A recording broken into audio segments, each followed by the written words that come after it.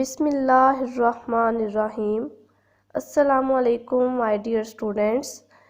Biology की पिछली class में हमने पढ़ा था कि गैसियस एक्सचेंज क्या है, यानी गैसों का तबादला क्या है, पौधों में गैसों का तबादला कैसे होता है। इसके साथ साथ हमने और भी बहुत सी टर्म्स जो है वो डिस्कस की थी। आज के इस लेक्चर में हम डिस्कस करने जा रहे हैं इंसानों में गैसों का तबादला।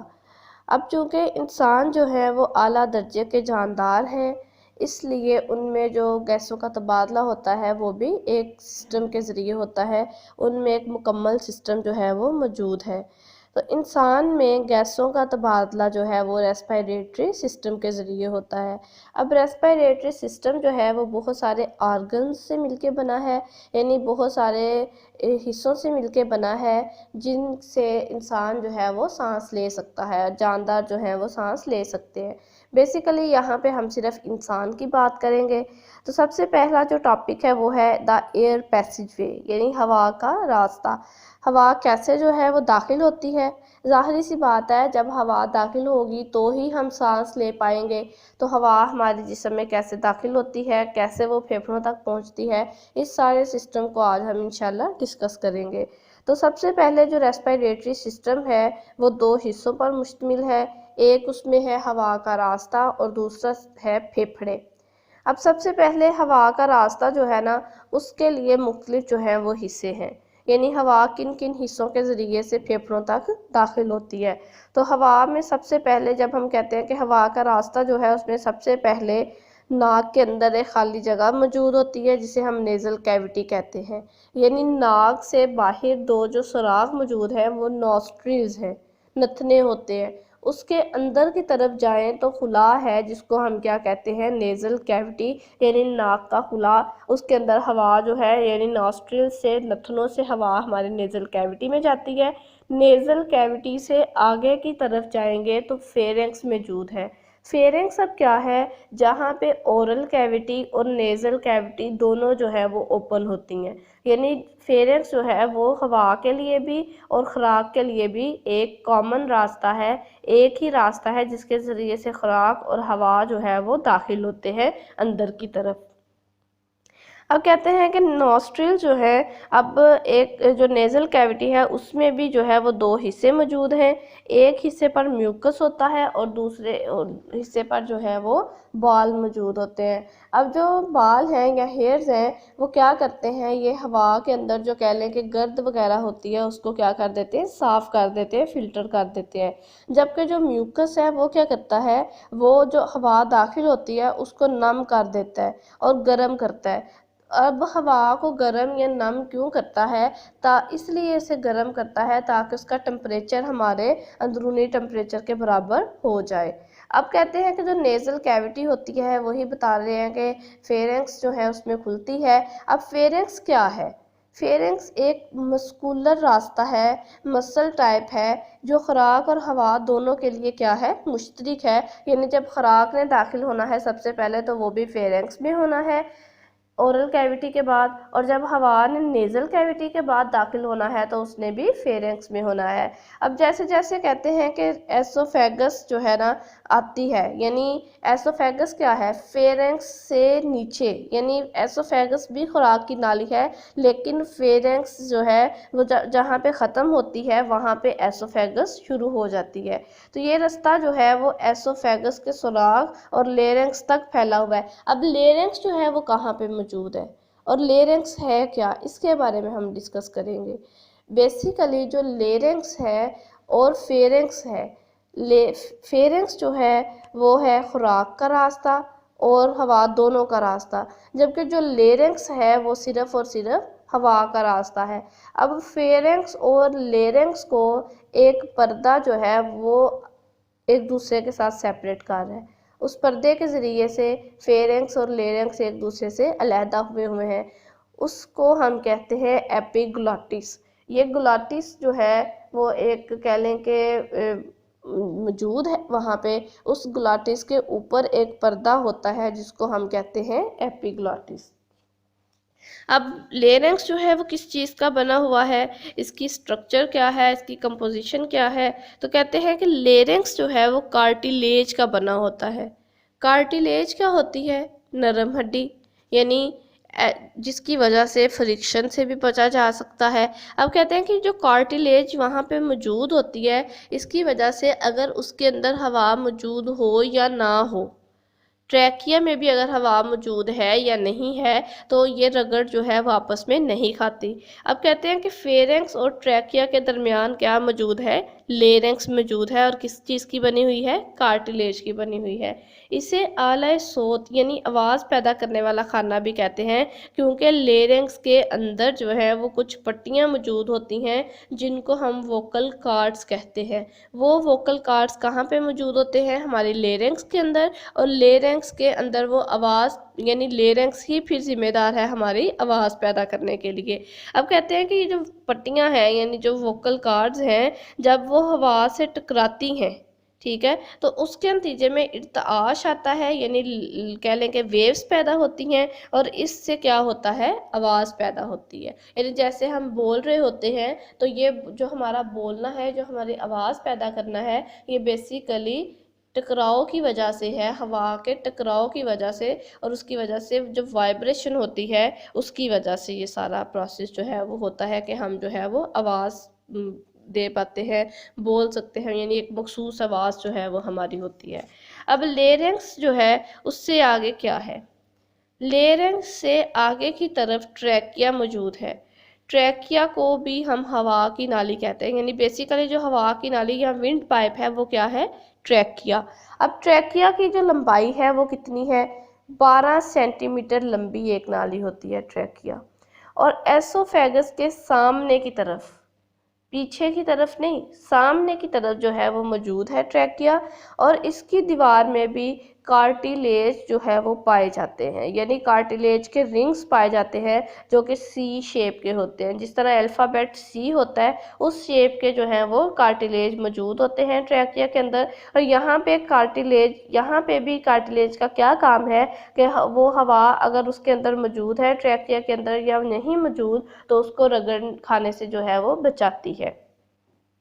इसके बाद अगर हम दाखिल हों चेस्ट कैविटी में, यानी ट्रैकिया के बाद क्या है? Chest cavity. चेस्ट कैविटी में दाखिल होने पर ट्रैकिया जो है वो आगे 2 नालियों में तकसीम होती है। यानी जब चेस्ट कैविटी में ट्रैकिया आ गई, अभी तो ऊपर थे चेस्ट कैविटी से, लेकिन जब चेस्ट कैविटी में एंटर होती है तो वहाँ पे सीने की जो कह लें कि खुला है, वहाँ पे जब दाखिल होती है ट्रैकिया, तो आगे से ट्रैकिया मज़ीद 2 ब्रांचेस में तकसीम हो जाती है, मज़ीद 2 ट्यूब्स में, 2 नालियों में तकसीम हो जाती है। उनको हम ब्रोनकाई कहते हैं। अगर हम एक ट्रैकिया की नाली की बात करें तो वो ब्रोंकस है, अगर दोनों की कंबाइन बात करें तो वो ब्रोनकाई है। अब कहते हैं कि ब्रोनकाई की जो दीवारें हैं, वो जो ब्रोनकाई की दीवारें बनी होती हैं वो भी किसकी बनी होती हैं? कार्टिलेज की बनी होती हैं। हर ब्रोंकस अपने जानिब के फेफड़ों में दाखिल होकर छोटी शाखों में तकसीम हो जाता है। यानी जो ब्रोंकस होता है उसने क्या करना है? उसने चले जाना है फेफड़ों की तरफ। जब वो फेफड़ों की तरफ चला जाता है तो वो मज़ीद छोटी छोटी शाखों में तकसीम हो जाता है। जैसे ब्रोंकस तकसीम होता जा रहा है, वैसे वैसे कार्टिलेज में कमी आती जा रही है, वैसे वैसे कार्टिलेज जो है वो कम होते जा रहे हैं। फेफड़ों में ब्रोनकाई जब तकसीम होते हैं या ब्रोंकस तकसीम होते हैं, तो वो छोटी छोटी ब्रीक ब्रीक नालियाँ बना देते हैं। उन नालियों को हम ब्रोंक्यूल्स कहते हैं। क्या कहते हैं? ब्रोंक्यूल्स। तकसीम होकर जैसे जैसे ब्रोंक्यूल्स जो हैं वो बारीक हो जाते हैं, तो वो जो है वो कार्टिलेज भी मैंने आपको बताया कि जैसे जैसे वो बारीक होते जाते हैं, छोटे होते जाते हैं, तो वो कार्टिलेज भी क्या हो जाती है? ख़त्म हो जाती है। अब कहते हैं कि ब्रोंक्यूल्स का इख्तिताम जो है वो छोटी छोटी ट्यूब्यूल्स पे होता है।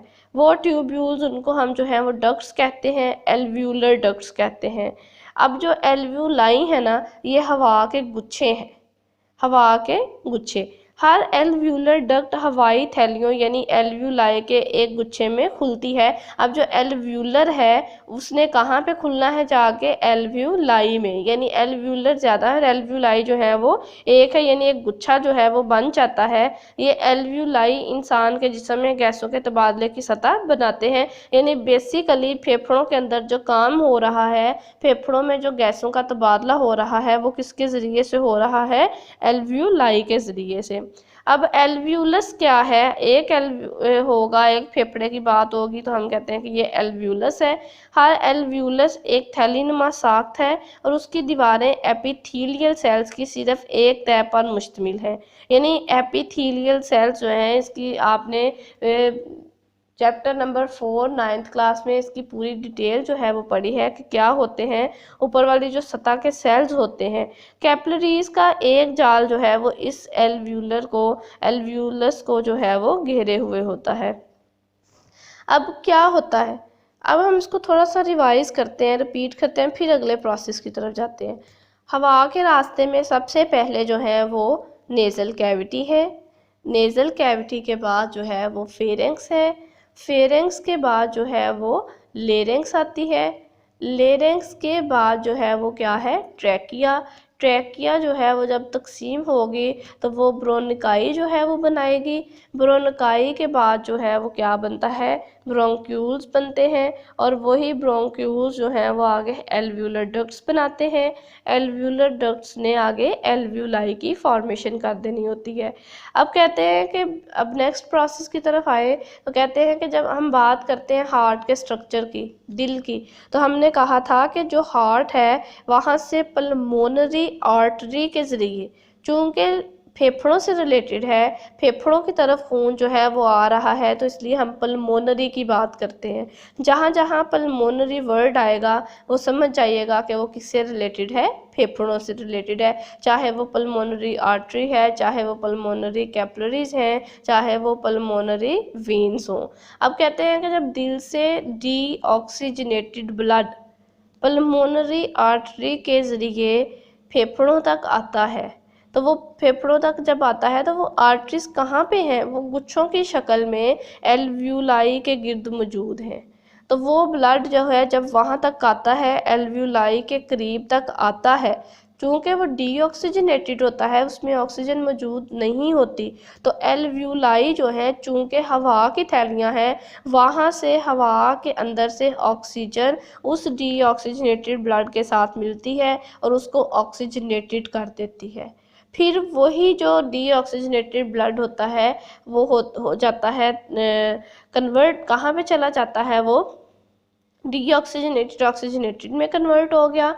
इसके बाद वही ब्लड जो है वो पल्मोनरी वेन में चला जाता है और पल्मोनरी वेन के ज़रिए से वो ऑक्सीजनेटेड ब्लड दोबारा हार्ट को जो है वो दे दिया जाता है, दिल को दे दिया जाता है। ये बात आपको याद होगी कि जब हमने हार्ट का स्ट्रक्चर पढ़ा था तो उसमें ये बात की गई थी कि सिर्फ़ और सिर्फ पल्मोनरी आर्टरी ऐसी है जो कि डीऑक्सीजनेटेड ब्लड लेके जा रही है। अदरवाइज जो आर्टरीज पूरे जिस्म की आर्टरीज होती हैं वो ऑक्सीजनेटेड ब्लड लेके जाती हैं, और जो वेन्स होती हैं वो डीऑक्सीजनेटेड ब्लड लेके आती हैं। लेकिन यहाँ पे थोड़ा सा जो है वो डिफरेंट था कि यहाँ पे जो उन्होंने जो डीऑक्सीजनेटेड ब्लड है वो लेके गई हैं, कहाँ तक लेके गई हैं, फेफड़ों तक लेके गई हैं। इसके बाद अगर हम बात करें थोड़ी सी ट्रैकिया और ब्रोनकाई के दीवारों के दरमियान में, तो कहते हैं कि वहाँ पे कुछ सेल्स मौजूद होते हैं जो कि क्या होते हैं, सीलिया और ग्लैंड्स वाले सेल्स होते हैं। अब जो सीलिया वाले सेल्स होंगे ना, जहाँ पे भी वो मूवमेंट में, हरकत में मदद देते हैं, जबकि यहाँ पे जो ग्लैंड्स वाले सेल मौजूद हैं वो म्यूकस खारिज करते हैं। और म्यूकस का काम आपको बताया था कि म्यूकस ने क्या करना है, जो कह लें कि हवा है उसके टेम्परेचर को बरकरार रखना है। इसके अलावा जो है नेज़ल कैविटी से जो बच जाने वाले मिट्टी के जो ज़रात होते हैं या बैक्टीरिया वगैरह होते हैं, उसको भी म्यूकस क्या कर लेता है, अपने अंदर जज़ब कर लेता है और उसको जो है वो माउथ के ज़रिए से या फिर कह लें कि फ्लू के ज़रिए से जो है वो बाहर निकाल देता है। आज का हमारा जो टॉपिक था वो था इंसान में गैसों का तबादला कैसे होता है, इसका जो एक सिस्टम है, यानी एक सिस्टम का जो हिस्सा है वो हम पढ़ चुके हैं। फेफड़ों को इंशाल्लाह हम अगले लेक्चर में जो है वो डिस्कस करेंगे। इसकी डायग्राम जो है उसको बड़ी गौर से देखिएगा। डायग्राम से भी आपको जो है वो बहुत सारे जो है वो क्वेश्चन जो है वो समझ में आ जाएंगे, सॉल्व हो जाएंगे। तो इंशाल्लाह आपको इस लेक्चर की समझ आ जाएगी। मज़ीद इससे रिलेटेड अगर आपके कोई क्वेश्चंस हैं तो आप जो है वो कमेंट्स में पूछ सकते हैं। अल्लाह हाफिज़।